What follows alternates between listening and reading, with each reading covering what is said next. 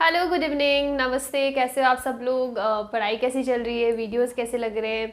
हम लोग class 11th का जो सिलेबस है बहुत जल्दी ख़त्म करने वाले हैं। बस हमारे पास 2-3 चैप्टर्स रहे हैं। हम लोग दिसंबर एंड तक हमारा सिलेबस कंप्लीट कर देंगे। हाँ, हो जाना चाहिए। दिसंबर एंड तक हमारा सिलेबस कंप्लीट हो जाएगा। उसके बाद आपकी, अगर मैं पर्टिकुलरली बोर्ड एग्जाम्स को लेके चलूँ तो आपके एग्ज़ाम फेब एंड या मार्च से स्टार्ट हो जाते हैं। तो हम लोग तब तक पूरा का पूरा न्यूमेरिकल सेशन लेंगे, ताकि board exams one shot videos and numericals दोनों लेंगे, ताकि आप जो लोग बोर्ड्स के लिए प्रिपेयर कर रहे हो उनके लिए हेल्पफुल रहे, और जो लोग नीट जेई के लिए पढ़ रहे हैं उनके लिए भी हेल्पफुल रहे। बिकॉज मैं प्रीवियस ईयर के क्वेश्चंस मेनली वही करवाने वाली हूँ, ताकि आपको आइडिया लगेगा कि किस टाइप के क्वेश्चंस आते हैं। उसके अलावा जो भी क्वेश्चन थोड़े से कॉम्प्लिकेटेड, मतलब मैं ऐसे क्वेश्चन नहीं कराऊंगी कि मैंने फॉर्मूला पुट करा और आ गया, नहीं, वो क्वेश्चन तो आप खुद भी कर सकते हो। तो जो प्रीवियस ईयर की पेपर में क्वेश्चन आ चुके हैं, या फिर ऐसे क्वेश्चन जो थोड़े से ट्रिकी है, जिनमें आपको कहीं ना कहीं कुछ अलग अप्रोच, अलग कॉन्सेप्ट लगाना पड़ रहा है, तो वो वाले सारे न्यूमेरिकल्स हम लोग करेंगे। सभी चैप्टर्स के करेंगे। स्टार्टिंग के जो 4 से 5 चैप्टर है ना, उनके मैंने अच्छे खासे न्यूमेरिकल करवाए। तो आई थिंक उनके न्यूमेरिकल सबको करने की ज़रूरत नहीं है। तो वो लोग जो पार्ट 1 के I think work, energy, power या फिर रोटेशनल मोशन तक के न्यूमेरिकल हमने अच्छे खासे करे हैं। तो वो आप लोग चेक करना, मेरी वीडियोस चेक करना। वो काफ़ी लंबे लंबे 6 से 7 वीडियोज़ है एक एक चैप्टर के। तो उसमें मैंने न्यूमेरिकल्स वाला पार्ट भी बहुत अच्छे से कवर करा है। फिर भी कुछ न्यूमेरिकल्स अच्छे रहते हैं या लगता है कि इंपॉर्टेंट है, करवाने चाहिए, डेफिनेटली करवाऊंगी। तो वो कोई प्रॉब्लम नहीं है। तो हमने हमारा जो टॉपिक की बात करते हैं, जो लास्ट वीडियो था उसके अंदर हमारा चैप्टर जो था थर्मल प्रॉपर्टीज़ ऑफ मैटर, वो कंप्लीट कर लिया था, जिसके अंदर हमने लास्ट में मेथड्स ऑफ हीट ट्रांसफर पढ़ लिया था। कंडक्शन, कन्वेक्शन, रेडिएशन सारा पढ़ा था, डिटेल में पढ़ा था। इनकेस कोई प्रॉब्लम रहती है आप मुझे बिल्कुल बताना। आज हम लोग स्टार्ट कर रहे हैं उसी का आगे वाला पार्ट, और हमारा next chapter which is thermodynamics. Very very important for higher classes. अगर मैं बात करूँ यहाँ पे, तो आपका सिर्फ एक चैप्टर है। जब आप आगे वाली क्लासेस में जाओगे, अगर आप लोग आईआईटी करते हो, बीटेक करते हो, तो इतना उसमें भी रहता है। और बाकी अगर आप बीएससी वगैरह करते हो तो पर्टिकुलरली एक बुक रहती है थर्मोडायनेमिक्स की पूरी, तो बहुत इंपॉर्टेंट है। और हम लोग उसको स्टार्ट करते हैं।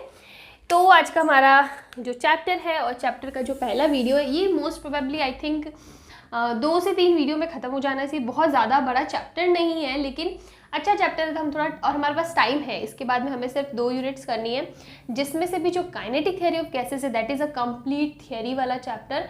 तो वो हम लोग 1 शॉट में कंप्लीट करने वाले हैं। तो इसलिए हमारे पास टाइम है, तो हम लोग अच्छे से करते हैं। तो हमारे पास जो नेक्स्ट चैप्टर है विच इज़ थर्मोडायनेमिक्स। थर्मोडायनेमिक्स। तो इससे पहले जो हमने चैप्टर पढ़ा था, उसके अंदर हमने पढ़ा था थर्मल प्रॉपर्टीज ऑफ मैटर, जिसके अंदर मेनली हमने बात करी थी किसकी? हीट की। हीट के अलग अलग फॉर्म्स पढ़े थे हमने। Heat capacity, latent heat, specific heat capacity, heat energy कैसे होते हैं, क्या वेज होते हैं, फिर मेथड्स भी पढ़े थे उनको ट्रांसफर करने के लिए। तो बेसिकली इससे पहले वाला जो चैप्टर था थर्मल प्रॉपर्टीज ऑफ मैटर, विच वो जिसके अंदर कंप्लीटली हमने किसके बारे में बात करी? हीट के बारे में।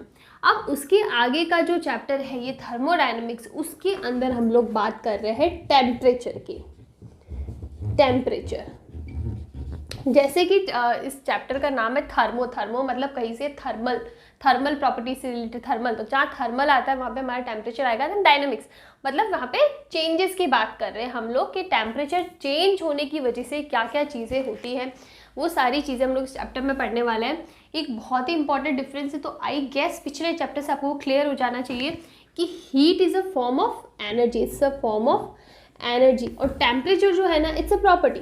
ये किसी भी बॉडी की टेम्परेचर एक प्रॉपर्टी है, जो क्या शो करता है? जो शो करता है कि कोई बॉडी हॉट है, कोल्ड है। उसको अपन फिजिकल, मतलब फिजिकल क्वांटिटीज को देख के उसको हाथ लगा के हम लोग फील कर सकते हैं ये हॉट है या कोल्ड है। लेकिन heat is a form of energy, जो कि किसकी वजह से होती है? टेम्परेचर डिफरेंस की वजह से होती है। Basically temperature is the property, और उस प्रॉपर्टी को हम लोग हीट में यूज़ करते हैं। कैसे? अगर किसी बॉडी में टेम्परेचर डिफरेंस है, मतलब हमने कोई रॉड ले ली, यहाँ पे टेम्परेचर अलग है, यहाँ पे टेम्परेचर अलग है, तो इनके बीच में एक टेम्परेचर डिफरेंस है, तो क्या फ्लो करेगी? हीट फ्लो करेगी from higher temperature to lower temperature. Same electrical circuits वाला भी कॉन्सेप्ट रहता है कि हमारे पास यहाँ 2 पॉइंट है, 2 पॉइंट के बीच में क्या पोटेंशियल डिफरेंस है। यहाँ पे V1 है, V2, इनके बीच में डिफरेंस है। इस पोटेंशियल डिफरेंस की वजह से यहाँ पे क्या फ्लो होता है? करंट फ्लो होता है। तो अगर हम लोग इलेक्ट्रिकल सर्किट्स की बात करेंगे तो हमारे पास करंट एक क्वांटिटी है, और अगर हम लोग थर्मल सर्किट्स की, थर्मल सर्किट्स मतलब थर्मली हम लोग बात कर रहे हैं, थर्मोडायनेमिक्स थर्मल प्रॉपर्टीज़ की बात कर रहे हैं, तो वहाँ हमारे पास टेम्परेचर डिफरेंस की वजह से क्या फ्लो होती है, हीट फ्लो होती है। सो इस टाइप से आप रिलेट कर सकते हो। इससे हमने एक रेजिस्टेंस की वैल्यू भी निकाली थी, R=L/KA। हमने निकाली, सारी चीज़ हम लोग पढ़ चुके हैं, तो मैं इतना डिटेल में नहीं जाऊँगी, और अभी 1-2 वीडियो पहले ही पढ़ा है, तो वो कोई बहुत ज़्यादा ऐसा नहीं है कि यार पढ़ा ही नहीं हमने। तो अब हम लोग जो बात करने वाले हैं ना, वो हम लोग बात करने वाले हैं किसकी, हम लोग बात करने वाले हैं थर्मोडायनेमिक्स में जो लॉज है ना, लॉज के बारे में बात करेंगे। एक सेकेंड इसको क्लियर कर देते हैं।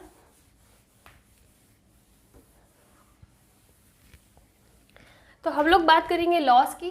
थर्मोडायनेमिक में बेसिकली हमारे पास 3 लॉ रहते हैं, zero law, first law, second law, third law भी रहता है जो एंट्रोपी से रिलेटेड होता है, लेकिन वो आपके सिलेबस में नहीं है। मे बी फर्दर क्लासेस में आप कभी पढ़ो, तो हम लोग उसके बारे में बात भी नहीं करेंगे।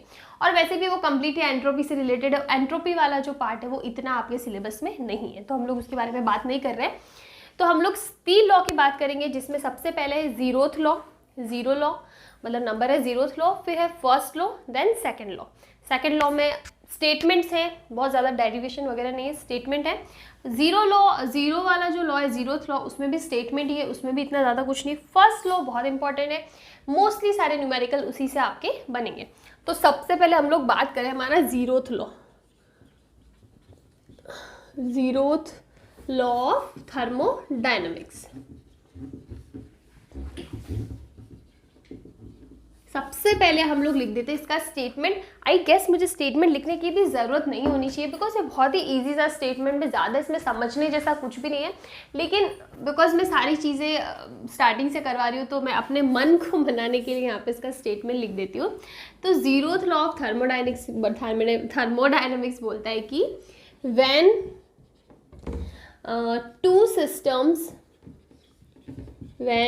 two thermodynamic system, two systems are in equilibrium, मैं पूरा नहीं लिखा, equilibrium with a third system,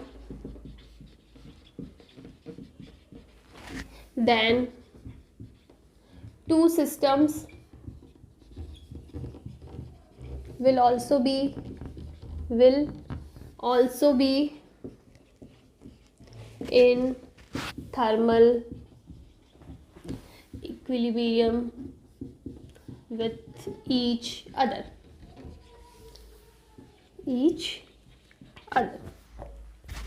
statement थोड़ा सा कंफ्यूजिंग लग सकता है जो लोग पहली बार इस लॉ को पढ़ रहे हैं, बट बहुत ही सिंपल सा लॉ है। वो बोल रहा है कि हमारे पास 2 सिस्टम है, ठीक है। Let's say this is our system A and this is our system B. ये दोनों के दोनों सिस्टम किसी तीसरे सिस्टम के, let's say this is our system C, ये दोनों आपस में थर्मल इक्विलिब्रियम में, ये दोनों आपस में थर्मल इक्विलिब्रियम में। तो अगर ऐसा कोई केस आता है जहाँ पे when 2 systems are in equilibrium with a third system, ये 2 सिस्टम है और ये थर्ड सिस्टम के साथ में इक्विलिब्रियम में इंडिविजुअली, ठीक है, ए सी के साथ भी है और बी भी सी के साथ में, तो उस केस में क्या होगा, तो 2 सिस्टम्स है ना, ए और बी, ये भी आपस में क्या होंगे, थर्मल इक्विलिब्रियम में होंगे, इस टाइप सा। तो बेसिकली यहाँ पे हम लोग बोल रहे हैं कि जब कोई 2 सिस्टम किसी तीसरे सिस्टम के साथ में इंडिविजुअली थर्मल इक्विलिब्रियम में ना, तो वो 2 ओरिजिनल जो सिस्टम्स है ना, इनिशियल वाले सिस्टम, वो दोनों भी आपस में क्या होंगे, थर्मल इक्विलिब्रियम में होंगे। ये बोलता है हमारा third law, sorry zeroth law. इसके अंदर मैं कुछ सिस्टम्स के बारे में आपको बता देती हूँ, वैसे आपके सिलेबस में इतना नहीं है, लेकिन यहाँ पे हमने सिस्टम की बात कर रहे हैं तो मैं बोल देती हूँ। सबसे पहले हम लोग बात करते हैं थर्मोडायनेमिक सिस्टम, थर्मोडायनेमिक सिस्टम क्या होता है। थर्मोडायनेमिक सिस्टम ऐसे सिस्टम जिसके अंदर हम लोग किसके बारे में बात करें, 2 सिस्टम जिसमें जो प्रॉपर्टीज होती है ना, जो किसको रिप्रेजेंट, हम लोग रिप्रेजेंटेशन के लिए लेते हैं 2 सिस्टम्स, या फिर सिर्फ लिख दो सिस्टम्स हु रिप्रेजेंट्स, या विच रिप्रेजेंट्स, कुछ भी लिख दो, क्या, pressure, temperature, volume, entropy and internal energy.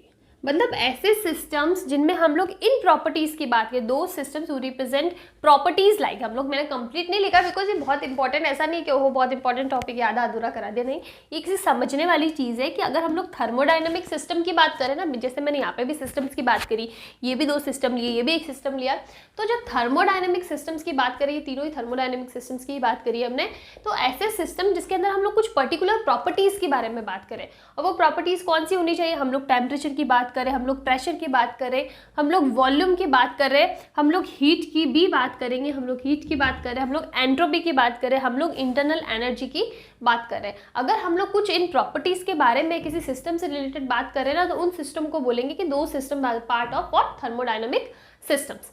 ये इसकी एक प्रॉपर्टी या फिर एक छोटी सी डेफिनेशन बोल दो।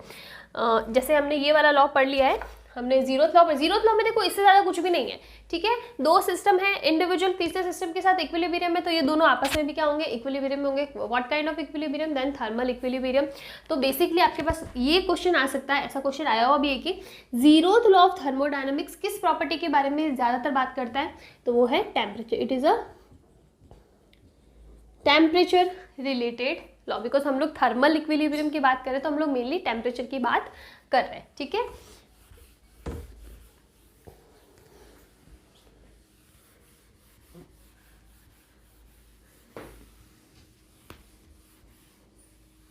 तो यहाँ पे हमने थर्मोडायनेमिक सिस्टम की बात करी, इसके अलावा तीन टाइप के सिस्टम और होते हैं, उसमें है सेकंड नंबर पे हमारा हो जाएगा ओपन सिस्टम।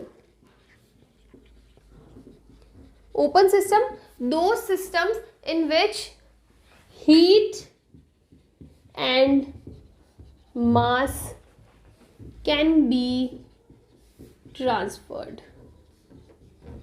ऐसे जिस सिस्टम्स जिसके अंदर मान लो कोई दो सिस्टम है, ठीक है, अब इन दो सिस्टम, ये सिस्टम ए और ये सिस्टम बी है, तो ओपन सिस्टम ऐसा सिस्टम होगा कि जहाँ ए सिस्टम से बी सिस्टम में या बी सिस्टम से ए सिस्टम के अंदर हम लोग हीट और मास दोनों ट्रांसफर हो सकते हैं। यहाँ से हीट भी ट्रांसफर हो सकती है, यहाँ पे मास मतलब जो भी अंदर फिल कर रखा है हमने, गैस फिल करी के, तो गैस खुद भी ट्रांसफर हो सकती है। तो इस टाइप के सिस्टम को हम लोग ओपन सिस्टम बोलते हैं, जहाँ पे हीट और मास दोनों ही ट्रांसफर हो सकते हैं। उसके बाद में एक सिस्टम आता है क्लोज सिस्टम। क्लोज सिस्टम, तो इस सिस्टम में only heat can be transferred, only heat can be transferred, ठीक है। तो इन सिस्टम में मास ट्रांसफर नहीं होता, मतलब जो भी चीज़ हमने फिल करी है ना वो अपना एक पार्ट नहीं देगी। हीट ट्रांसफर हो सकती है कि एक साइड पे टेम्परेचर ज़्यादा है, यहाँ पे टेम्परेचर ज़्यादा है, यहाँ पे टेम्परेचर कम है, तो यहाँ से यहाँ टेम्परेचर मतलब टेम्परेचर डिफरेंस की वजह से हीट ट्रांसफर होता है ना, दैट इज़ पॉसिबल, लेकिन मास ट्रांसफर नहीं होता है। ऐसे सिस्टम्स को हम लोग बोलते हैं क्लोज सिस्टम। और फिर एक सिस्टम आता है आइसोलेटेड सिस्टम।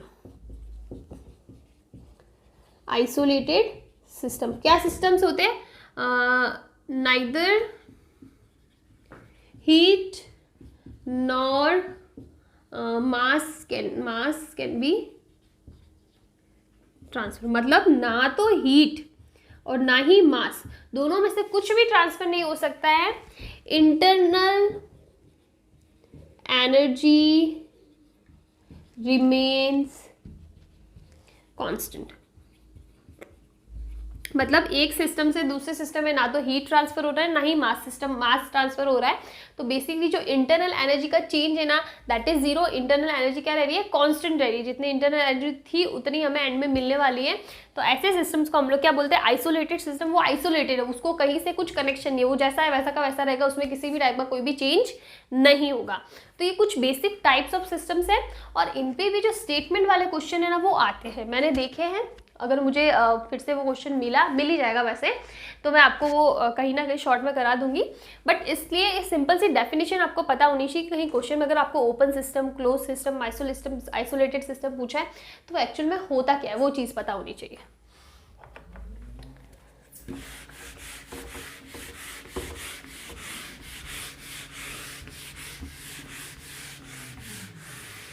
तो अब हमने क्या क्या पढ़ लिया, देखो हमने सबसे पहले पढ़ लिया कि कैसे आप हीट और टेम्परेचर को डिफरेंशिएट कर सकते हो। बहुत ही बेसिक सी चीज़ है, ऐसा नहीं है आप 11वीं क्लास में आपको ये चीज़ पता होनी चाहिए, ठीक है। नहीं पता थी, मैंने बता दी है, और भी कई जगह आपको, सब जगह आपको पता हो जाएगी ये चीज़, इसमें बहुत कोई डिफिकल्ट टास्क नहीं है। उसके बाद में हम लोग मेनली थर्मोडायनेमिक्स में ना इसके लॉस की बात करेंगे, ठीक है। 3-4 लॉज होते हैं, लेकिन जो एंट्रोपी वाला लॉ है कि total entropy of the universe remains constant, वो एक लॉ है, लेकिन वो आपका कहीं पे भी सिलेबस में नहीं है। हायर क्लासेस में होगा तब आपको पढ़ने को या देखने को मिल जाएगा, यहाँ पे नहीं है तो हम लोग उसकी बात भी नहीं कर रहे। हम लोग बात करेंगे 0th लॉ, जो कि है टेम्परेचर से रिलेटेड। फर्स्ट लॉ की बात करेंगे, और सेकेंड लॉ में सिर्फ स्टेटमेंट्स है, 2 स्टेटमेंट्स है, वो हम लोग पढ़ लेंगे जब भी वो आएगा, अभी इसमें टाइम है। तो 0th लॉ में जो स्टेटमेंट है ना, बस वही है कि दो सिस्टम इंडिविजुअली थर्ड सिस्टम के साथ इक्विलिब्रियम है, तो वो दोनों सिस्टम भी आपस में थर्मल इक्विलिब्रियम में रहेंगे। This is the 0th law of thermodynamics, इससे ज़्यादा कुछ भी नहीं है। अब हम लोग बात करेंगे फर्स्ट लॉ की, ठीक है। दिस इज वेरी इंपॉर्टेंट, सारे क्वेश्चन न्यूमेरिकल 95% यहीं से बनेंगे, तो इसलिए हम लोग बात कर रहे हैं किसकी, first law of thermodynamics. First law of thermodynamics. सबसे पहले हम लोग समझ लेते हैं कि थर्मोडायनेमिक्स का फर्स्ट लॉ क्या बोलता है, इसका एक रिलेशन है वो पढ़ लेते हैं। उसके बाद हम लोग जो इंडिविजुअल टर्म्स है ना उसके बारे में बात करेंगे। तो सबसे पहले अगर मैं बात करूँ फर्स्ट लॉ ऑफ थर्मोडायनेमिक्स में, तो उसमें ये आता है कि जब भी हम लोग किसी सिस्टम को, ठीक है, कोई भी एक सिस्टम है, हम लोग किस टाइप का सिस्टम है, कैसा है, हम कुछ बात नहीं करें, वो सब हम लोग धीरे धीरे बात करेंगे। हम लोग एक रूल लेके चल रहे हैं, that is general to specific. पहले हम लोग जनरल चीज़ें पढ़ रहे हैं कि जनरल फॉर्मूला, देन हम लोग स्पेसिफिक टर्म्स की बात करेंगे, ठीक है। तो इसके अंदर अगर हमने किसी सिस्टम को कुछ हीट दी है, ठीक है, a system given to heat given to any system, हमने किसी सिस्टम को हीट दिए, तो वो हीट 2 फॉर्म में यूज़ हो सकती है। सबसे पहला फॉर्म क्या है, अगर हमने किसी सिस्टम को हीट दिए तो क्या करेगी, वो कुछ यूज़ करेगी उस सिस्टम की इंटरनल एनर्जी को चेंज करने के लिए। और इंटरनल एनर्जी हम लोग आगे पढ़ेंगे डिटेल में, लेकिन इंटरनल एनर्जी कहीं ना कहीं कहाँ से रिलेटेड होती है, उसके जो इंटरनल जो मॉलिक्यूलर कॉन्फ़िगरेशन है ना उससे रिलेटेड होती है। तो अगर हमने किसी सिस्टम को एनर्जी दी है तो कुछ वो उसकी इंटरनल एनर्जी में चेंज करेगी और कुछ उस वो सिस्टम पे काम करेगी मतलब कुछ वर्क डन होगा वहाँ पे। तो इसी डेफिनेशन से हम लोग ये पढ़ते हैं कि हमने किसी सिस्टम को क्या दी, हीट दी। हीट को हम लोग किससे रिप्रेजेंट करते हैं, क्यू से। ये क्या कर सकती है, या तो सिस्टम की इंटरनल एनर्जी में चेंज करेगी या फिर उस पर कुछ काम करेगी।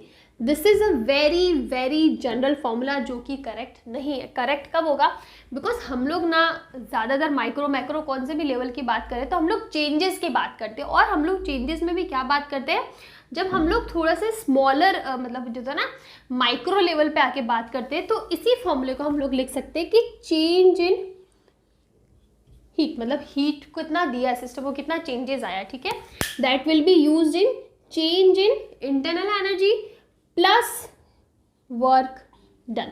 ये फॉर्म होती है। और इसको भी हमने ये सारी चीज़ें पढ़ चुके हैं, जब हम लोग डिफरेंशिएशन पढ़ा था, हम लोग इसको लिखेंगे इस फॉर्म में, delta Q is equal to delta U plus delta W, ठीक है। तो सिंपल सी चीज़ें, चाहे आप ये लिखो चाहे ये लिखो ये लिखो, मतलब यही कि जब हम लोग किसी सिस्टम को हीट दे रहे हैं तो वो जो हीट है ना वो 2 फॉर्म में यूज़ हो सकती है। पहली कि वो सिस्टम की इंटरनल एनर्जी को चेंज कर रही है, कैसे क्या कितना वो सब बाद में पढ़ेंगे, लेकिन सिस्टम की इंटरनल एनर्जी में चेंजेस आएंगे। सेकंड, वर्क डन करेगी, कुछ ना कुछ काम करेगी सिस्टम पे जो हमें दिखेगा। दोनों में से एक तो चीज़ होगी, अगर वर्क डन 0 तो टोटल जो हीट है वो किस में हो जाएगी, सिर्फ और सिर्फ इंटरनल एनर्जी को चेंज करने पे। लेकिन अगर हमारा कुछ सिस्टम ऐसा है कि इंटरनल एनर्जी में चेंज हो ही नहीं सकता, तो ये 0 हो जाएगा, पूरा का पूरा काम करेगी किस पे, वर्क डन हो जाएगा उसके पास। तो या तो दोनों कुछ कॉन्ट्रीब्यूशन में हो, या फिर एक की वैल्यू 0 हो तो दूसरा पूरा का पूरा, तो कुछ वो कैसे भी हो सकता है। लेकिन हमें ये पता है कि ये दोनों फॉर्म में कहीं ना कहीं चेंजेस आने वाले हैं। तो ये वाला फॉर्मूला हम लोग पढ़ लिए।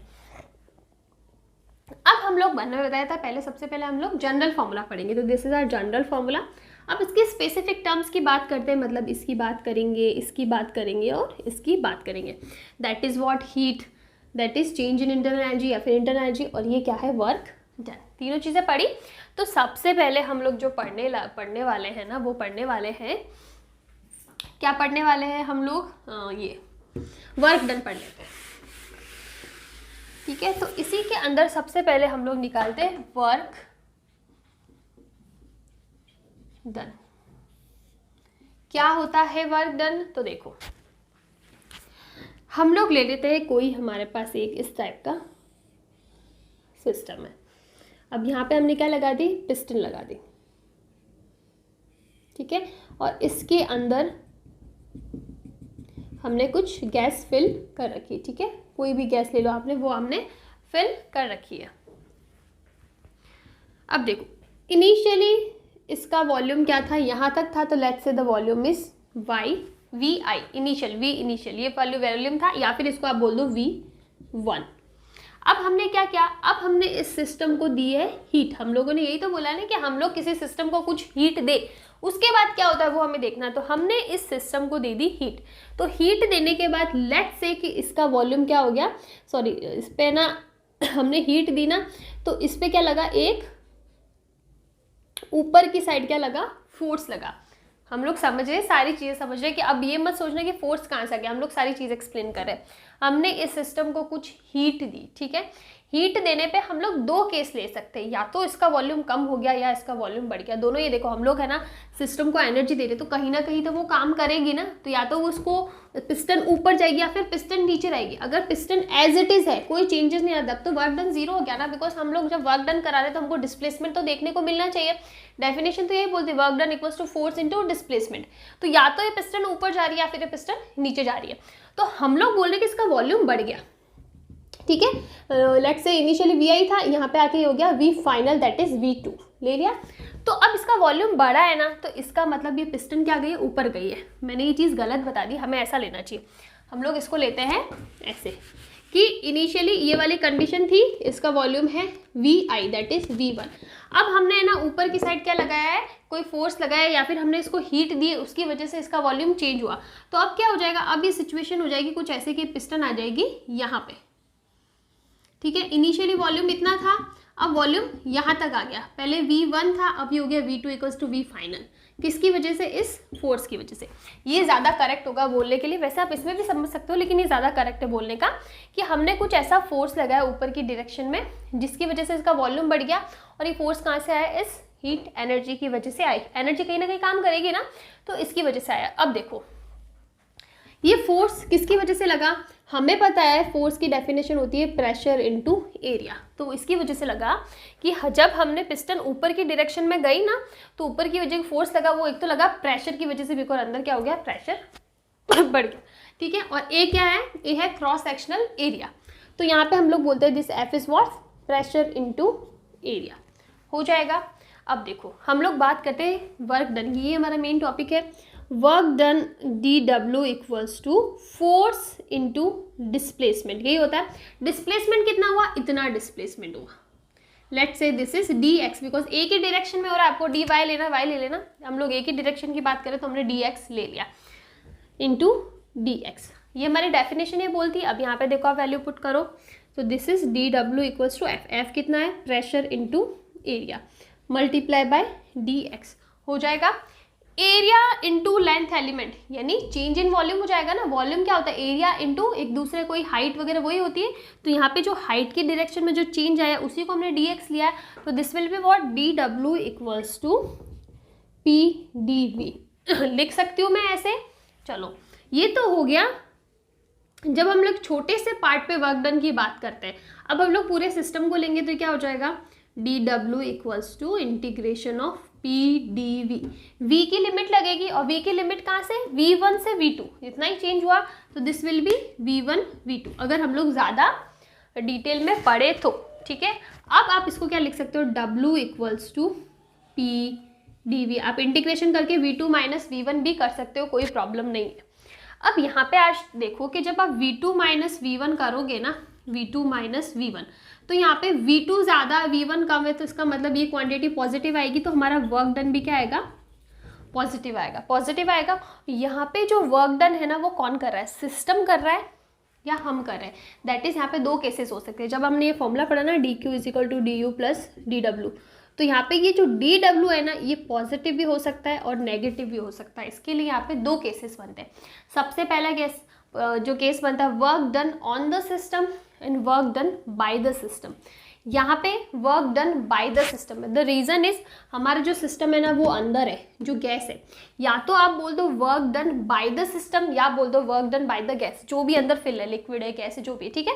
तो हम लोग बाय द सिस्टम बता रहे हैं, मतलब ये जो सिस्टम है ना ये काम कर रहा है, ये काम कर रहा है तभी तो ये ऊपर गया है ना, ये ऊपर से तो काम नहीं कर सकता। देखो यहाँ पे दो ही केसेस हो सकती है, या तो पिस्टन नीचे जाएगी या पिस्टन ऊपर जाएगी, तो दोनों ही केसेस को हम लिख ले रहे हैं। पहला केस जब हमने work done equals to positive लिया ना, that case is because of work done by the gas और work done by the system, इसकी वजह से ऊपर गया है और वॉल्यूम बड़ा है तो वर्क डन पॉजिटिव आया।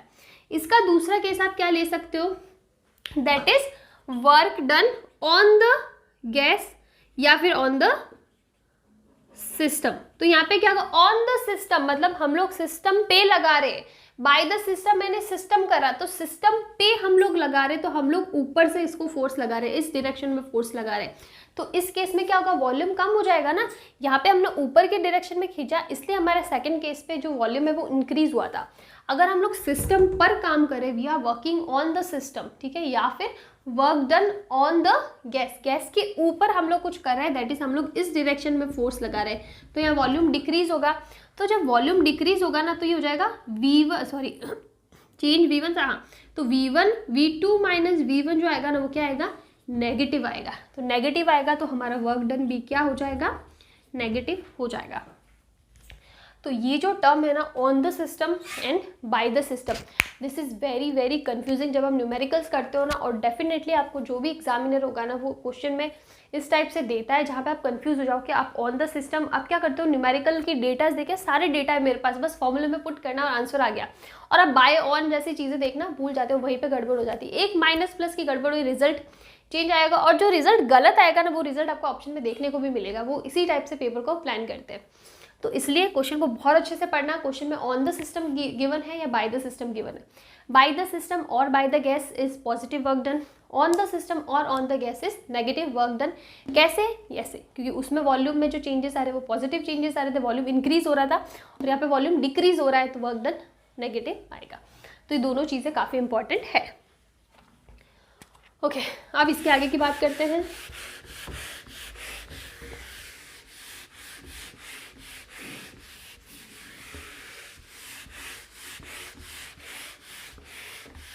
ठीक है, तो हमने वर्क डन क्या होता है, वर्क डन होता है PdV, पढ़ लिया हमने, ये चीज़ पढ़ ली।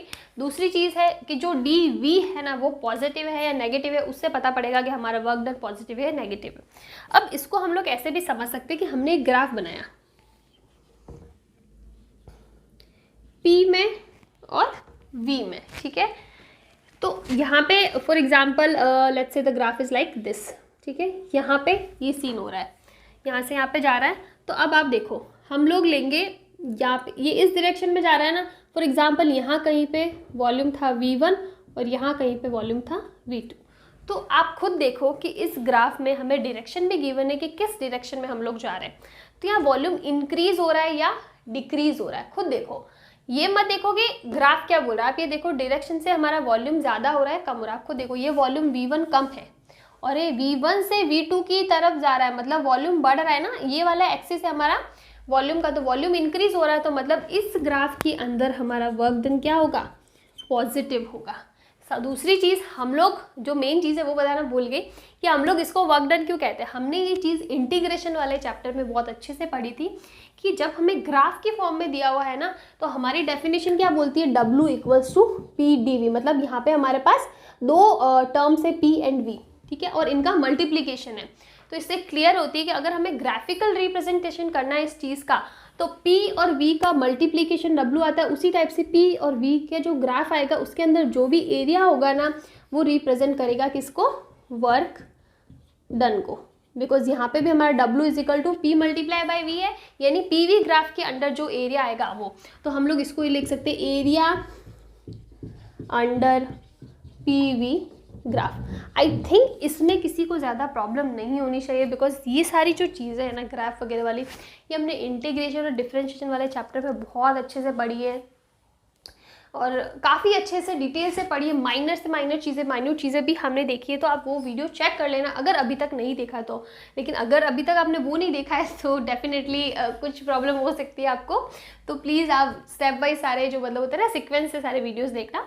तो ये हमें पता है कि पीवी ग्राफ के अंदर जो एरिया आएगा ना, that is also what work done by the system on the system. यहाँ पे पॉजिटिव आ रहा तो that is work done by the system और बाय द गैस। उसी टाइप से अगर मैं इस टाइप से लूँ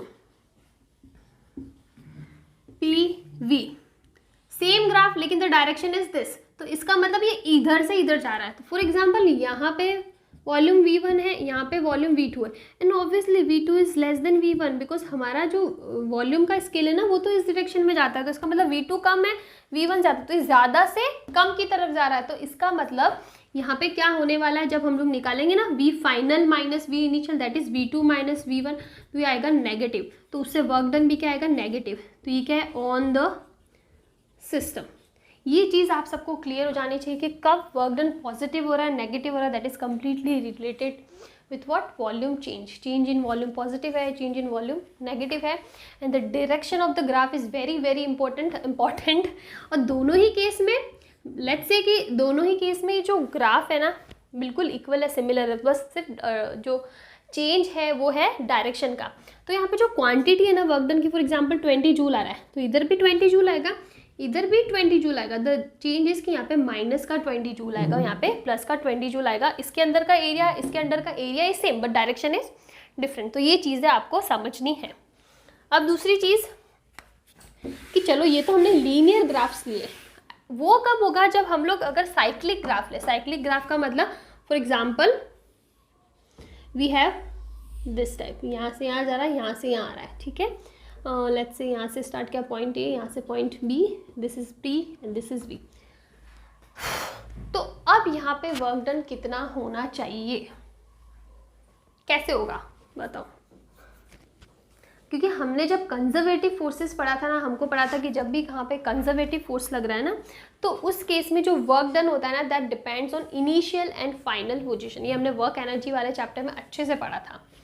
तो इनिशियल और फाइनल पोजीशन ये यहाँ से स्टार्ट करके वापस यहीं से आ रहा था, उस हिसाब से तो हमारा जो वर्क डन है ना वो कितना होना चाहिए, 0 होना चाहिए। But this is not right, work done is not 0 because जब हम लोग थर्मोडायनेमिक्स की बात कर रहे हैं ना, तो थर्मोडायनेमिक्स के अंदर जो फोर्सेस होते हैं ना वो नॉन कंजर्वेटिव फोर्सेस होते हैं। और जब भी हम लोग नॉन कंजर्वेटिव फोर्सेस की बात करते हैं ना, तब हमारा जो वर्क डन होता है ना वो इनिशियल और फाइनल पोजीशन पे डिपेंड नहीं करता है, दैट डिपेंड्स ऑन पाथ, ठीक है। तो उससे ये चीज़ प्रूव होती है कि here in thermodynamics work done is what a path function not a position function. अगर हम लोग पोजीशन फंक्शन की बात करते हैं तो इसका मतलब वो इनिशियल और फाइनल पोजीशन पे डिपेंड करता है, but here in thermodynamics work done is what a path function. अगर पाथ फंक्शन है तो देखो ये अलग पाथ है, ये अलग पाथ है, तो ऑब्वियसली बात है इस केस में हमारा वर्क डन 0 तो नहीं होने वाला।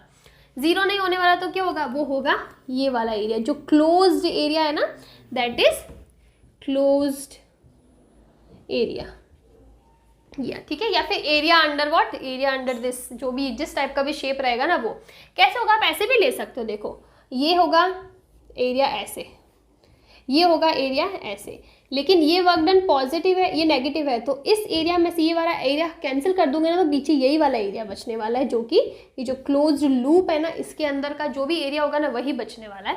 तो इसीलिए हम लोग बोलते हैं कि जब हम लोग क्लोज्ड पाथ की बात करेंगे ना तो उसके लिए वर्क डन उस क्लोज्ड जो भी लूप होगा ना उसके एरिया के इक्वल होगा, 0 नहीं होगा, because in thermodynamics work is a path function not a position function, ठीक है।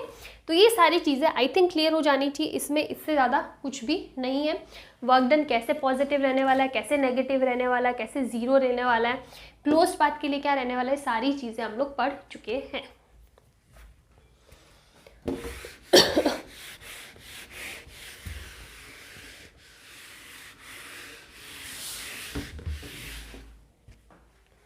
अब हम लोग बात करते हैं किसकी, इंटरनल एनर्जी की।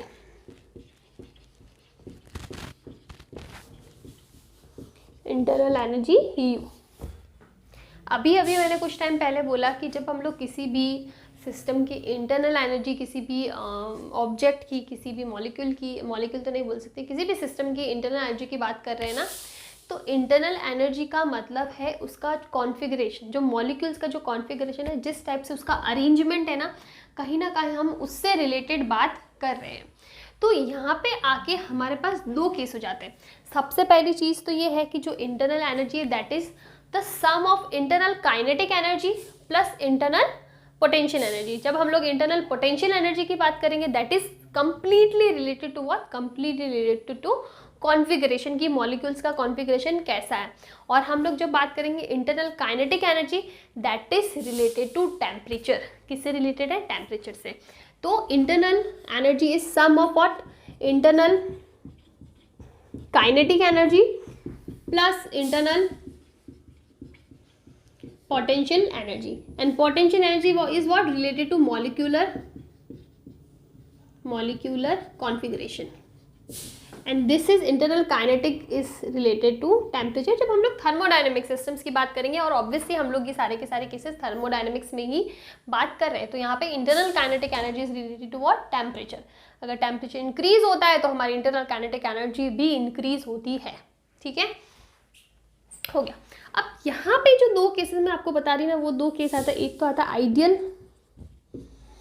गैस और एक होता है रियल। अब ये दोनों ही चीज़ें अभी तक हमने पढ़ी नहीं है। जो नेक्स्ट चैप्टर है that is kinetic theory of gases, यही होना चाहिए, हाँ, kinetic theory of gases that is completely related to these two type of gases. तो मैं इसलिए अभी इतना डिटेल में इनके बारे में बात नहीं करूँगी, लेकिन वहाँ आप ये मत सोचना कि दोनों टर्म्स कहाँ से आ गई। ये दोनों की दोनों टर्म्स आपके आगे वाले चैप्टर में डिटेल से आने वाली है। मेरे गले में थोड़ा सा दर्द होने लग गया इसलिए मैं ऐसे बात कर रही हूँ, डिटेल में आने वाली है, तो वो कोई टेंशन वाली बात नहीं है। थोड़ा सा मैं एक्सप्लेन कर देती हूँ। जो आइडियल गैस होती है ना, आइडियल जैसा कि वर्ड बताया, जो मतलब पर्टिकुलर कुछ रूल्स होते हैं ना उनको फॉलो करे अच्छी तरीके से, 100% उन रूल्स को फॉलो करती है कि हाँ ये चीज़ इतनी होनी चाहिए, ये चीज़ इतना होना चाहिए, that is ideal gas in general. और रियल गैस है जो उससे थोड़ा सा डाइवर्ट होती है, जो रूल्स होते हैं ना उनको कम्प्लीटली फॉलो नहीं करती है, कहीं ना कहीं फ्लक्चुएशंस रहते हैं, वो थोड़ी सी वहाँ से डाइवर्ट होती है उन रूल से, तो वो होती है रियल गैसेस। तो जो आइडियल गैस है ना उसके लिए इंटरनल एनर्जी सिर्फ और सिर्फ डिपेंड करती है किस पे, टेम्परेचर पे। उसके अंदर इंटरनल पोटेंशियल एनर्जी जीरो होती है, उसके अंदर जो कॉन्फ़िगरेशन है ना, मॉलिक्यूलर कॉन्फ़िगरेशन, उसमें बिल्कुल भी चेंज नहीं होता है, जैसा हमने दिया था वैसा ही रहना चाहिए। Change in internal potential energy zero, no change in molecular configuration, that's why the internal energy of ideal gas depends only and only on temperature. और उसी की जगह अगर मैं बात करूँ रियल गैसेस ना, तो टेम्परेचर पे तो डिपेंड करेगी, प्लस डिपेंड करती है वॉल्यूम पे, that is somehow related to what, molecular configuration. तो ये चीज़ इंपॉर्टेंट है। थ्योरी वाले जो क्वेश्चंस होते हैं वहाँ पे क्वेश्चन बन सकता है, ट्रस्ट में दिस इज़ वेरी इंपॉर्टेंट कि आइडियल गैस के लिए जो internal energy that depends only on temperature, and for real gases it depends both on temperature and volume. तो ये इंटरनल एनर्जी के अंदर आपको पढ़ना बहुत बहुत ज़रूरी है। ठीक है, इंटरनल एनर्जी में आई गेस इतना ही है, इससे ज़्यादा थ्योरी जैसा कुछ नहीं, आगे वैसे तो हम लोग पढ़ते जाएंगे लेकिन इससे ज़्यादा कुछ भी नहीं है।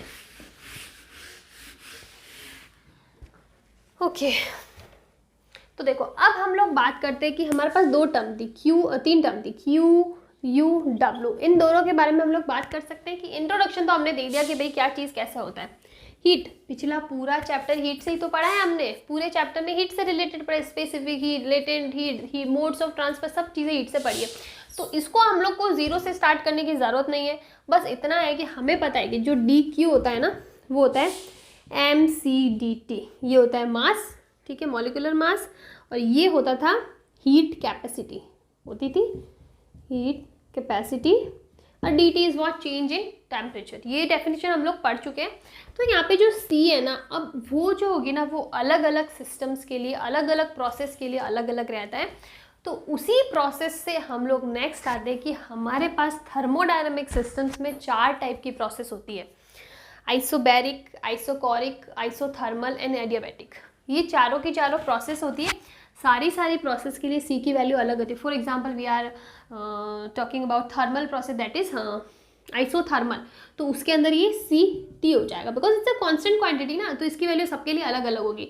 आइसोबैरिक हो जाएगा तो Cp हो जाएगा, आइसोकॉरिक हो जाएगा तो Cv हो जाएगा, एडियाबेटिक हो जाएगा तो उसके लिए अलग रहेगा। तो ये प्रोसेस पे डिपेंड करती है कि आप कौन से प्रोसेस के लिए बात कर रहे हैं। तो इसीलिए हम लोग अब इंडिविजुअली लेते हैं चारों की चारों प्रोसेस। ये सब का सब फर्स्ट लॉ ऑफ थर्मोडायनेमिक्स के अंदर ही आ रहा है, ऐसा नहीं है कि हमने कोई नया टॉपिक स्टार्ट कर दिया, ठीक है। एक इंपॉर्टेंट चीज़ जो मैं आपको बताना रह गया कि जब हमने इंटरनल एनर्जी पढ़ा है, तो इंटरनल जिस टाइप से हमने पढ़ा ना कि जब हमारा वर्क डन होता है that is a path function not a position function, तो किसी भी साइक्लिक प्रोसेस के लिए हमारा वर्क डन 0 नहीं होगा। इसका जस्ट ऑपोजिट केस होता है कि जब हम लोग इंटरनल एनर्जी की बात करें ना, चेंज इन इंटरनल एनर्जी और internal energy, then it is a position function. Position function, तो इसका मतलब जब भी हम लोग कोई साइक्लिक प्रोसेस की बात करें ना, तो उसके लिए जो चेंज इन ये होने वाला है, change in internal energy that is 0 for thermodynamic process. तो ये हमको पढ़ना पड़ेगा कि ये हमारे पास dq है, du है, dw है। This is what a path function, this is what a static function, या फिर पोजिशन फंक्शन बोल दो आप इसको, state function not a स्टेटिंग function, state function मतलब पोजिशन फंक्शन। तो ऑब्वियस सी बात है कि जब एक भी पाथ फंक्शन हो जाए ना, तो ये भी क्या होने वाला है, पाथ फंक्शन भी होने वाला है। तो जब भी हम लोग साइक्लिक प्रोसेसेस की बात करेंगे ना, तो वहाँ पे जो चेंज इन का ये इंटरनल एनर्जी है ना, वो 0 रहने वाला है, ठीक है। ये एक चीज़ रह गया था पिछले टॉपिक में। अब यहाँ से हम हमारी प्रोसेसेस स्टार्ट करते हैं। सबसे पहले हम लोग ले लेते हैं, क्या ले, आइसोकॉरिक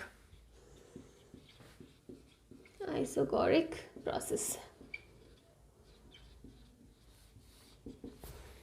सबसे बड़ा कंफ्यूजन इस स्टेज पे, जब आप पहली बार ये प्रोसेसेस पढ़ते हो ना, तो सबसे पहला कंफ्यूज स्टेज पे यही होता है कि कौन सी प्रोसेस किससे है, किसमें क्या चीज़ कांस्टेंट रहते हैं। जब हम लोग इन प्रोसेस पढ़ रहे हैं ना, 4 प्रोसेस, तो इसका मतलब चारों प्रोसेस में एक कोई प्रॉपर्टी है, एक कोई टर्म है जो कांस्टेंट रहने वाली है, उससे रिलेटेड ये प्रोसेस होती है। तो जब हम लोग आइसोकॉरिक की, आज मेरे गले में बहुत दर्द हो रहा है, तो शायद हम लोग ये थोड़ा सा करने के बाद नेक्स्ट वीडियो में करेंगे। तो फिर आप लोगों में से कोई बेंगलोर से हो तो मुझे बताना, जैसे मैं यहाँ पे बेंगलोर से हूँ, तो फिर बेंगलोर से नहीं हूँ, मैं हूँ राजस्थान से, बट मैं बेंगलोर पे रहती हूँ। तो यहाँ पे बहुत बारिश वगैरह हो रही है 4-5 दिन से, काफ़ी ठंडा मौसम है, तो उसकी वजह से सारी गले वगैरह में भी प्रॉब्लम स्टार्ट होगी। आप लोग कहाँ से मुझे बताना कभी, कि मुझे भी पता पड़ना चाहिए कि जो भी देख रहे हैं, बहुत ही कम लोग देखते हैं वैसे तो, लेकिन जो भी लोग देख रहे हैं वो कहाँ से है, ठीक है। तो सबसे पहले हम लोग बात करते हैं आइसोकॉरिक प्रोसेस की। तो आइसोकॉरिक प्रोसेस के अंदर वॉल्यूम रहता है कांस्टेंट, ठीक है। एक इंपॉर्टेंट चीज़ तो ये है, एक मैंने आपको बताया था कि हम लोग कुछ चीज़ें ऐसी पढ़ने वाले हैं जो हम लोग मतलब वो अप्लाई करने वाले हैं, लेकिन वो हमने पढ़ी नहीं है, वो हम लोग पढ़ेंगे नेक्स्ट चैप्टर में। काफ़ी जगह मे भी आपके कोचिंग्स में पहले काइनेटिक थ्योरी ऑफ गैसेस कराते हो, बट वो सिलेबस में आपका बाद में हो। मैं CBSE के सिलेबस से चल रही हूँ, तो इसलिए मैंने पहले यही चैप्टर रखा है। इसके बाद में हम लोग काइनेटिक थ्योरी ऑफ गैसेस पढ़ेंगे, तो उसके अंदर मैंने अभी आपको बताया था रियल गैसेस और आइडियल गैसेस दोनों रहने वाली है। तो हमारे जो आइडियल गैस है ना, उसकी एक इक्वेशन होती है, that equation is PV equals to nRT। P is pressure, V is volume, N is number of moles कितने हैं, R is a constant gas constant, and T is temperature. This is the equation for ideal gas जो fix रहती है। हम लोग 2 minute का break लेते हैं।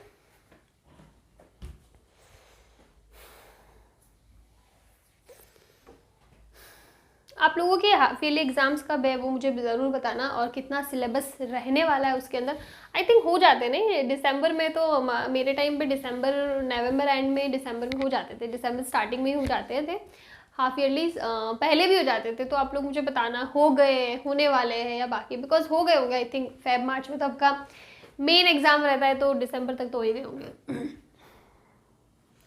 ठीक है। तो ये हमारे पास आइडियल गैस इक्वेशन है, PV इक्वल्स टू nRT। अगर मैं इसके अंदर वॉल्यूम कांस्टेंट कर देती हूँ, हमको हर प्रोसेस के अंदर ये चीज़ लेके चलनी पड़ेगी कि हमने कांस्टेंट क्या टर्म लिए, उसके बाद इस इक्वेशन पे क्या फ़र्क पड़ रहा है। तो let's see, PV equals to nRT।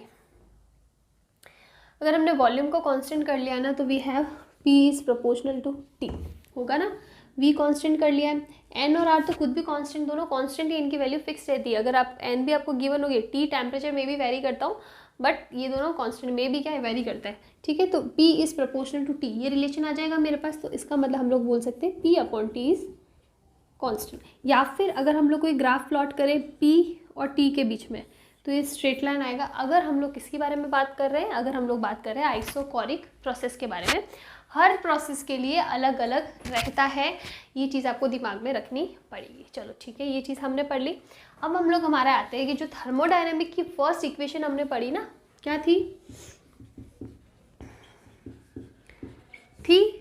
D Q equals to D U, और डी डब्ल्यू की वैल्यू हम लोग निकाल चुके, कितनी है, निकाल चुके पी डी वी। अब देखो हमने बोला कि वॉल्यूम कांस्टेंट है, वॉल्यूम कांस्टेंट है तो चेंज इन वॉल्यूम या फिर डी वी ज़ीरो नहीं होगा क्या, ज़ीरो ही होगा ना, चेंज इन वॉल्यूम। ये सारी चीज़ें हम लोग इंटीग्रेशन डिफरेंशिएशन में पढ़ चुके हैं, इसमें कुछ ऐसा प्रॉब्लम नहीं होना चाहिए। अगर कोई क्वांटिटी कांस्टेंट है तो उसका डिफरेंशिएशन ज़ीरो होता है, तो इसका मतलब इसकी वैल्यू क्या हो जाएगी, ज़ीरो।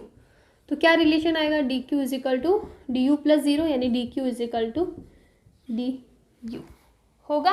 अब चलो यहाँ तक चीज़ें क्लियर थी, समझ में आ गया कि क्या था। अब डी क्यू देखो, जो डी क्यू होता है ना, हमने अभी भी पढ़ा, डी क्यू होता है कितना, M C D T, and C is what, process dependent. कौन सी प्रोसेस है, तो हम लोग आइसोकोरिक प्रोसेस पढ़े जिसके अंदर वॉल्यूम कांस्टेंट रहता है, तो यहाँ पे आ जाएगा वी, ठीक है। हीट कैपेसिटी के अंदर जो भी कांस्टेंट है, वॉल्यूम कांस्टेंट है तो सी वी लगा दो, प्रेशर कांस्टेंट है तो सी पी लगा दो, टेम्परेचर है तो सी टी लगा दो, इस टाइप को उसको चीज़ें लेके चलनी है। तो यहाँ पे हमारा वॉल्यूम कांस्टेंट है तो M C V D T हो गया। तो अब D Q equals to D U, मतलब D Q equals to D U equals to what, M C V D T आ जाएगा। चलो ठीक है, यहाँ से एक चीज़ क्लियर होती है कि जो डी यू है ना, वो हमेशा ही M C V D T रहने वाला है, चाहे कोई सी भी प्रोसेस हो, because this is the only process जहाँ पे हम लोग इंडिविजुअली डी यू की वैल्यू हमें मिलेगी, बाकी प्रोसेस में हमें कुछ कैलकुलेट करना पड़ेगा। तो इसीलिए इस प्रोसेस से ये कंक्लूजन तो निकलता है कि डी यू की वैल्यू हमेशा ही M C V D T रहने वाली है, चाहे कोई सी भी प्रोसेस हो। यहाँ पे हम लोग एक चीज़ ऐसा कर सकते हैं कि हम लोग यहाँ पे जैसे कि हमने M C V D T लिया है ना, हम लोग इसको एन ले सकते हैं। द रीज़न इज़ कि हम लोग यहाँ पे ये आइडियल गैस इक्वेशन पढ़ रहे हैं ना, तो यहाँ पे भी हमने नंबर ऑफ मोल्स एन लिया है, यहाँ पे भी एम होता है, मोलर मास होता है, ठीक है। तो हम लोग इसको एन ले लेते हैं ताकि हमको कन्फ्यूजन ना रहे, ठीक है। ये सारी चीज़ें क्लियर, तो N C V D T हमने कर लिया, यहाँ पे कोई प्रॉब्लम नहीं होनी चाहिए। इस केस में डी क्यू की वैल्यू भी M C V D T है, अगेन लेट्स एन कर दो, लेकिन ये सिर्फ इसी के लिए, सिर्फ आइसोकोरिक में N C V D T है, बाकी ये जो सी वी है ना, सब में चेंज होता रहेगा, किसी में सी पी हो जाएगा, किसी में सी टी हो जाएगा, तो वो चीज़ आपको ध्यान रखनी है। लेकिन यहाँ पे इस केस में हमें पता है कि सिर्फ N C V D T हो जाएगा, और डी यू की वैल्यू फिक्स्ड हो गई, which is N C V D T, जो कि हर केस में यही रहने वाला है। हो गई ये चीज़ तो हो गई। अब हम लोग एक टर्म पढ़ने वाले हैं जो हम लोग बहुत बार पढ़ चुके हैं, that is modulus of elasticity, जिसकी डेफिनेशन क्या होती थी, अगर हम लोग बात करते थे वॉल्यूम की, ठीक है, हम लोग जब वॉल्यूम स्ट्रेस या फिर वॉल्यूम इलास्टिसिटी, बल्क मॉड्यूलस जो हम लोग बोलते हैं ना, बल्क मॉड्यूलस, उसकी वैल्यू क्या होती थी, माइनस का change in pressure upon change in volume upon V, यही चीज़ होती थी ना। अब यहाँ पे देखो, अगर मैंने आइसोकोरिक प्रोसेस की बात करूँ तो मुझे पता है कि delta V is what, zero, तो मतलब ये टर्म क्या हो जाएगी, ज़ीरो हो जाएगी, और इसका मतलब यहाँ से हमारे पास क्या आ जाएगा, माइनस का इन्फाइनाइट, ये आ जाएगी ना, ज़ीरो से डिवाइड करते ही क्या हो जाएगा, इन्फाइनाइट हो जाएगा। तो यहाँ पे हमारे पास मॉड्यूलस ऑफ इलास्टिसिटी या फिर we can say bulk modulus is infinite for isochoric process. This is very important result, directly result आपको स्टेटमेंट वाले क्वेश्चन में पूछ सकते हैं, दैट्स वाई मैं बोल रही हूँ बहुत इंपॉर्टेंट है। बस ये हो गई हमारी आइसोकोरिक प्रोसेस, इससे ज़्यादा इसमें कुछ भी नहीं है। क्या कांस्टेंट है पता होना चाहिए, क्या रिलेशन निकल रहा है, क्या कंक्लूजन निकल रहा है पता होना चाहिए, मॉड्यूलस ऑफ इलास्टिसिटी की वैल्यू इसके लिए कितनी आई वो हमें पता है, दैट्स इट, ठीक है। अब हम लोग पढ़ते हैं दूसरी प्रोसेस विच इज़ आइसोबैरिक।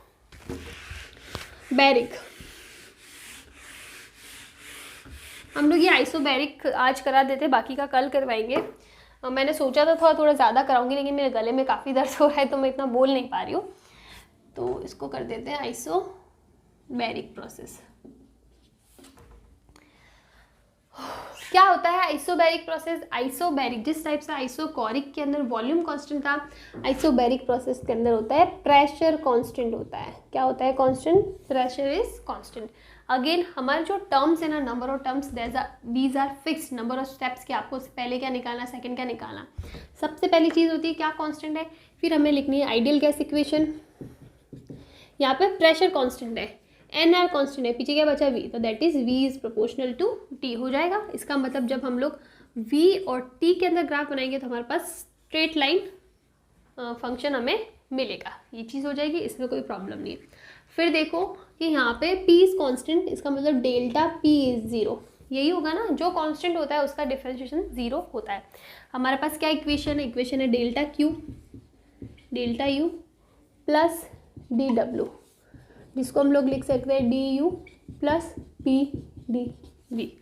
लेकिन P कांस्टेंट है, उससे हमें बाकी कोई भी चीज़ नहीं मिल रही है। तो देखो आप क्या कर सकते हो, डी क्यू मुझे पता क्या होता है, एम सी एन, सॉरी हम लोग एन लिख रहे हैं ना इसको सब जगह, आप लिख दो एन सी डी टी। लेकिन यहाँ पे क्या कांस्टेंट है, प्रेशर कांस्टेंट है, तो ये क्या बच जाएगा, सी पी हो जाएगा। डेल्टा यू की वैल्यू फिक्स है, जो अभी भी निकाली N C V D T, change नहीं होगा। अब पी डी वी की वैल्यू निकालेंगे तो हमें शायद कुछ रिजल्ट मिल सकता है। तो आप क्या कर सकते हो, देखो हमारे पास ये इक्वेशन है, इसको मैं डिफ्रेंशिएट करती हूँ, क्या हो जाएगा, P D V plus P D P. हम लोग किसी पर्टिकुलर टर्म के रिस्पेक्ट में नहीं कर रहे हैं, हमें नहीं पता कि हम टी के रिस्पेक्ट में करें, पी के करें, वी करें। तो इन जनरल जो डिफरेंशिएशन होता है हमने वो लिखा, पी को कांस्टेंट करके वी का कर दिया तो डी वी हो गया, वी को कांस्टेंट करके पी का कर दिया तो वी डी पी हो गया। हो सकता है ये इक्वल्स टू एन और आर तो कांस्टेंट ही है, और टी का क्या हो जाएगा, डी टी। ये टर्म ईजी है। देखो अब हमें पता है कि जब हम लोग आइसोबैरिक पढ़ेंगे ना तो delta P equals to zero, मतलब ये टर्म की वैल्यू क्या हो जाएगी, जीरो। तो हो जाएगा P D V equals to N R D T, ये रिलेशन आ सकता है। बस आप ये वैल्यू उसके अंदर पुट कर दो तो हमारे पास क्या आ जाएगा, डी क्यू, डी क्यू का मतलब N C P D T equals to N C V D T और प्लस का एन आर डी टी। अब हम लोग प्लस ले रहे हैं ना, सब जगह प्लस ले रहे हैं, तो इसका मतलब हम लोग सब जगह मोस्टली जो बात कर रहे हैं ना वो बात कर रहे हैं work done by the gas, work done by the system, ठीक है। तो इसीलिए हम लोग पॉजिटिव लेके चल रहे हैं। ये आपको पॉजिटिव ही रखना है जब तक कि आपको क्वेश्चन में न्यूमेरिकल में अलग से नहीं दिया हो कि हमें इसको नेगेटिव लेके चलना है, या हमें पूछा हो कि हमें on the system on the gas की बात करें, देन ओनली हमको क्या लेना है, नेगेटिव यूज़ करना है। अब ये हो गया। अब देखो यहाँ पे एन से N D T N D T N D T N D T सब कैंसिल हो जाएगा और हमारे पास बच रहा है C P equals to C V equals to R, sorry plus, या फिर C P minus C V equals to R. This relation is very very important, मतलब ये रिलेशन इतना इंपॉर्टेंट है कि इसके सिर्फ इस रिलेशन के उस ऊपर भी नंबर ऑफ न्यूमेरिकल्स बन सकते हैं। तो इसीलिए बोल रही हूँ this relation is very very important, और ये आपको पता होना चाहिए। और हमारा आइसोबैरिक प्रोसेस से हमें ये रिजल्ट मिलता है, हर एक प्रोसेस से एक ना एक रिजल्ट मिलने वाला है, और यहाँ से हमें क्या रिजल्ट मिलेगा, ये मिलेगा, ठीक है। तो ये हमारे पास रिलेशन आ गया, this is specific heat capacity for constant pressure, this is heat capacity for constant volume, and this is R, this is a constant, this is a gas constant, ठीक है, जिसकी वैल्यू फिक्स्ड रहती है, ठीक है। तो ये रिलेशन हम लोगों ने पढ़ लिया। इसके बारे में हम लोग डिटेल में नेक्स्ट चैप्टर जो होगा ना सब पढ़ेंगे, इसकी वैल्यू क्या होती है, सब सारी चीज़ें पढ़ेंगे। तो वो कोई ऐसा नहीं है कि अरे कहाँ से आ गया, ठीक है, ये चीज़ हो गई। अब हम लोग यहाँ पे भी निकालेंगे मॉडुलस ऑफ इलास्टिसिटी या फिर bulk modulus minus delta P upon delta V upon V. अब यहाँ पे इसकी वैल्यू क्या है, जीरो है आइसोबैरिक प्रोसेस के लिए, तो हमारे पास ई की वैल्यू क्या आ जाएगी, जीरो। तो बेसिकली अगर मैं बात करूँ आइसोकोरिक प्रोसेस, तो वहाँ हमें रिजल्ट मिलता है कि बल्क मॉडुलस या फिर modulus of elasticity is what, negative infinite, ठीक है। और हम लोग बात करें जब आइसोबैरिक प्रोसेस के, तो here we have modulus of elasticity is what, zero. These two results are important, ठीक है। अलग से आपको क्वेश्चन इनके ऊपर बन सकता है।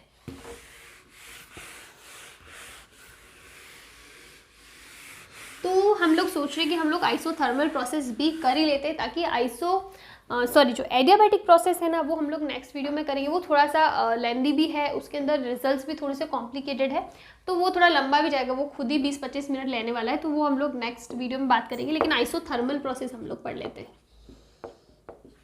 नाउ सी आइसोथर्मल से आपको पता पड़ने वाला है कि यहाँ पे टेम्परेचर कॉन्स्टेंट है,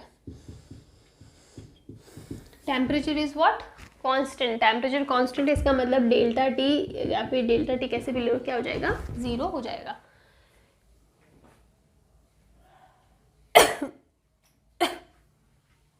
ठीक है, डेल्टा टी इज जीरो।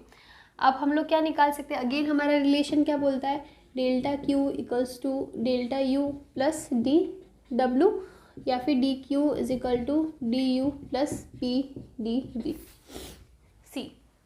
हमने ये चीज़ बोली कि जब हम लोग आइडियल गैस के लिए बात करेंगे, P V equals to N R T, हमने क्या बोला, टेम्परेचर इज कांस्टेंट, ठीक है, N already a constant, R already a constant, now T is also constant, तो पूरी की पूरी टर्म क्या हो गई, कांस्टेंट। तो हमारे पास रिलेशन आया P V equals to constant, या फिर P is proportional to 1/v। तो जब हम लोग पी और वी के बीच में रिलेशन निकालेंगे ना, तो ऐसा रिलेशन आएगा। क्यों आएगा, क्योंकि इन्वर्सली प्रोपोर्शनल है। और ये कौन सी प्रोसेस है, ये जब होगा जब आइसोथर्मल प्रोसेस के लिए हम लोग बात करेंगे। तो एक तो ये टर्म इम्पॉर्टेंट है। दूसरी चीज़ क्या है, हमने जब बोला था कि जो इंटरनल एनर्जी होती है ना, that depends only and only on temperature for ideal gases, सिर्फ टेम्परेचर पे डिपेंड करती है। लेकिन जब टेम्परेचर ही कांस्टेंट है, change in temperature he zero है, तो change in kinetic change in internal energy भी तो जीरो होगा ना। देखो, internal energy itself depends on only and only temperature for real gases, sorry for ideal gases. और यहाँ पे हमने बोल दिया कि टेम्परेचर कांस्टेंट है, change in temperature is zero, तो change in internal energy is also what, zero. तो यहाँ पे हमारे पास रिलेशन ये जीरो हो जाएगा, और रिलेशन आएगा D Q is equal to D W बोल दो, या फिर पी डी वी बोल दो। ये चीज़ क्लियर है, आई थिंक इसमें आपको कोई प्रॉब्लम नहीं होनी चाहिए, हो जाएगा। अब अगर मैं निकालूँ कि अब मुझे पता है कि ये जो है ना डी क्यू, ठीक है, हम लोग डी क्यू की बात करें तो ये क्या होता है, एन सी डी टी होता है, N C D T. Now see देखो यहाँ पे क्या लगेगा, टी। हम लोगों ने ये चीज़ नोटिस करी होगी आप लोगों ने कि हम लोग मोस्टली हमेशा सी पी सी वी ये दोनों चीज़ें पढ़ते हैं, लेकिन कभी सी टी नहीं पढ़ते। क्यों नहीं पढ़ते उसका मैं आपको अभी बताती हूँ कि हमारे पास रिलेशन है Q is equal to N C T D T. अगर मैं बात करूँ सी टी की तो हमारे पास क्या आता है, C T is equal to Q upon N D T, यही आएगा रिलेशन। नाउ देखो हमने बोला कि change in temperature is what, zero, change in temperature is what, zero. तो अगर हम लोग ये जीरो निकलेंगे तो सी टी की वैल्यू क्या आएगी, इनफाइनाइट आ रही है। तो हम लोग इनफाइनाइट वैल्यू को क्या ही स्टडी करें, कोई सेंस नहीं बनता। तो इसीलिए हम लोग कभी सी टी के बारे में नहीं पढ़ते।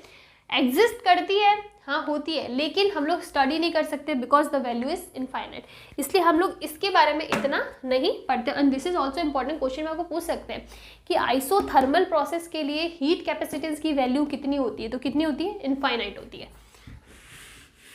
तो इसकी वैल्यू क्या हो जाती है, इनफाइनाइट हो जाती है, इसके लिए हम लोग इसको नहीं पढ़ते हैं। तो यहाँ पे हम लोग क्या करेंगे, ये रिलेशन आता है तो इसीलिए हम लोग लेते हैं normally D W equals to P D. ये रिलेशन हमारे पास आ गया, लेकिन अब हम लोग इसको कैसे सॉल्व करें, ना तो हमारे पास वॉल्यूम की लिमिट है, कुछ नहीं है। तो हम लोग क्या कर सकते हैं, अगर हम लोग किसी तरह से इस P को भी V की टर्म में चेंज करें तो हमारे पास एक वॉल्यूम के इंटीग्रेशन के लिए कुछ टर्म्स आ जाएगी। तो हम लोग मोस्टली आइडियल केसेस के लिए बात करें तो यहाँ से रिलेशन निकालो, P V equals to N R T होता है, तो जो P है ना इसकी वैल्यू क्या हो जाएगी, N R T upon V हो जाएगी। ये वैल्यू आप यहाँ पुट कर दो, तो D W equals to N R T upon V D V होगा। अब देखो आप क्या कर सकते हो, आप इंटीग्रेशन कर लो तो ये हो जाएगा W और एन टी कॉन्स्टेंट है ना यहाँ पे, तो एन आर टी पूरा का पूरा कॉन्स्टेंट हो गया, N is already a constant, R is already a constant, temperature isothermal में कॉन्स्टेंट होता है। तीनों को बाहर ले लो, हमारे पास क्या आएगा, डी वी अपॉन वी। और लेट्स से कि हम लोग किसी वॉल्यूम V1 से वॉल्यूम V2 की तरफ जा रहे हैं, तो क्या हो जाएगा, V1 V2 होगा। आप इसको सॉल्व करो, ये क्या हो जाएगा, ये हो जाएगा N R T log V2 by V1, ये रिलेशन आएगा। 1/v का जब इंटीग्रेशन करते हैं ना तो लॉग वाली टर्म आती है, तो ये वैल्यू हमारे पास आ जाएगी। लेकिन इसके अंदर एक इम्पॉर्टेंट चीज़ और भी है ध्यान देने की, कि जब हम लोग लॉग 10 वाले बेस की बात करेंगे ना, देखो ये हमारे पास रिजल्ट क्या आया, N R T log V2 upon V1, ये रिलेशन आया। लेकिन ये क्या हुआ, जब E वाला बेस है लॉग का, ठीक है, लेकिन जब लॉग 10 वाला बेस है, क्वेश्चन में आपको कुछ इस टाइप पे गिवन है, तो ये हो जाएगा रिलेशन 2.303 NRT लॉग 10 वाला base V2 upon V1। This is a very important relation in isothermal cases. काफ़ी इंपॉर्टेंट रिलेशन है। ये रिलेशन हमारे किसके लिए निकल रहा है? Work done. और वर्क डन भी कौन से केस में? जब हम लोग आइसोथर्मल प्रोसेस की बात करें। ये इन जनरल फॉर्मूला नहीं है, this is specifically for what? Isothermal processes, जहाँ पे टेम्परेचर कांस्टेंट होगा उसके लिए वर्क डन ये रहने वाला है। इसको हम लोग एक और फॉर्म में चेंज कर सकते, जैसे कि हमने बोला कि आइसोथर्मल के लिए PV is equal to constant, तो we can say P1 V1 equals to P2 V2। अगर हम लोग सिर्फ 2 पॉइंट्स की बात करें तो यहाँ से क्या हो जाएगा? अगर हम लोग V2 अपॉन V1 निकालें ना तो ये हो जाएगा P1 upon P2 equals to V2 upon V1। ये रिलेशन होता है, तो हम लोग इसको ऐसे भी लिख सकते हैं, nRT log की पावर 10, और ये हो जाएगा P1 अपॉन P2। डिपेंड्स कि आपको क्वेश्चन में वॉल्यूम का टर्म पूछा है, प्रेशर का टर्म पूछा है, दोनों के लिए हमारे पास रिलेशन आ जाएगा। वो होता है V2 अपॉन V1 और ये होता है P1 अपॉन P2। तो इस टाइप से आपको ये क्वेश्चन करना है।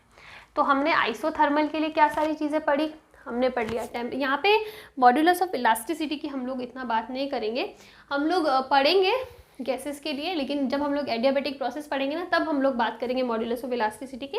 लेकिन अभी के लिए हमने यहाँ पे वर्क डन निकालेंगे और heat capacitance for thermal processes infinite, ये हमने चीज़ निकाली है। अगर हमें आइसोथर्मल के लिए ग्राफ पूछा है तो इस टाइप से होगा, और हमें वर्क डन निकालना होगा तो वो इस टाइप से होगा। तो ये सारी की सारी चीज़ें किसमें आ गई? आइसोथर्मल प्रोसेस के अंदर आ गई।